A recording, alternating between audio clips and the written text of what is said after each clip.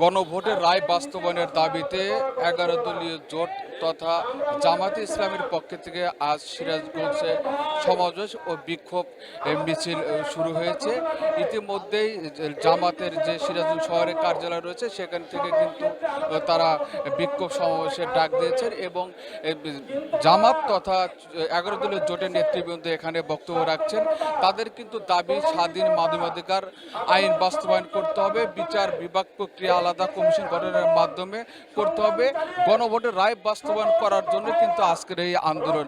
আমি যদি দেখাই যে এই গণভোটের রায় বাস্তবায়নের দাবিতে আজ সিরাজগঞ্জ শহর কিন্তু জামাত এবং শিবির ছাত্র জনতা সহ বিভিন্ন মানুষ কিন্তু এই আন্দোলনে নেমেছে এবং তারা তাদের কথায় একটা জুলাই সনদের আইনি ভিত্তি দিতে হবে এবং স্বাধীন মানবাধিকার আইন বাস্তবায়ন করতে হবে, একই সাথে গণভোটের রায় বাস্তবায়ন করতে হবে। এই গণভোটের রায় বাস্তবায়নের দাবিতেই আজকের এই সমাবেশ ও বিক্ষোভ মিছিল। আজ তারা কিন্তু এই বিক্ষোভ মিছিলটি শহরের দরগা রোড থেকে শুরু করে শহরের বিভিন্ন গুরুত্বপূর্ণ স্থানে প্রদক্ষিণ করা হবে এবং শেষ করে কিন্তু তারা একই কার্যালয় জামাতের যে শহর কার্যালয় রয়েছে এখানে এসে তারা সমাপ্ত করবে। আমি এই আজকে যে এই কর্মসূচি আগামী দিনে কি কি কার্যক্রম তারা বাস্তবায়ন করবে আমি সিরাজগঞ্জ জেলা জামাতের আমির নায়েব ওনার সাথে কথা বলবো।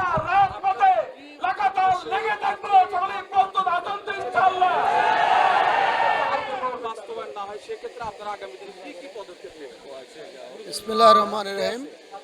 আজকে বাংলাদেশ জামাত ইসলামী সহ 11 দলীয় ঐক্য দেশব্যাপী জুলাই সনদ বাস্তবায়ন এবং গণভোটের ফলাফলকে কার্যকরী করার জন্যে পার্লামেন্টে বিরোধী দলের পক্ষ থেকে দাবি জানানো হয়েছিল।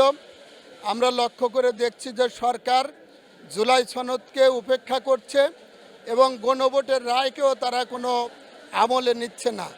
এ অবস্থায় দেশবাসীকে ঐক্যবদ্ধ করে আমরা পার্লামেন্টে এবং রাজপথে দুই জায়গায় আন্দোলনের মধ্য দিয়ে আমরা জুলাই সনদ অনুযায়ী দেশ পরিচালনার জন্যে সরকারকে বাধ্য করার জন্য এই কর্মসূচি দিয়েছি। আমরা ইতিমধ্যে লিফলেট বিতরণ করেছি।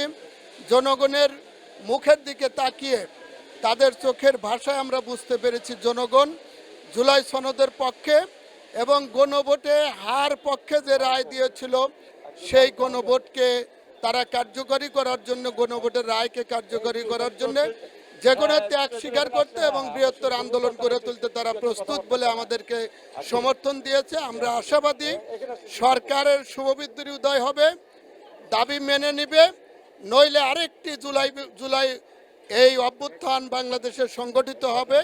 জনগণ সেটাই মনে করে।